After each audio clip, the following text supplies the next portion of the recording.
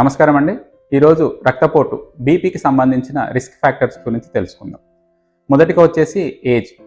60 years above ఉన్న వాళ్ళకి ఎవరికైనా సరే ఎప్పుడైనా సరే బీపీ పెరిగే అవకాశం ఉంటుందండి. సెకండ్ వచ్చేసి ఫ్యామిలీ హిస్టరీ. ఫ్యామిలీలో ఎవరికైనా మదర్కి కానీ ఫాదర్కి కానీ బీపీ ఉన్నట్లయితే వారి చైల్డ్కి కూడా 40 అబోవ్ ఇయర్స్ వచ్చినప్పుడు 6 మంత్స్కి ఒకసారి బీపీ చెక్ చేసుకుంటూ ఉండాలండి.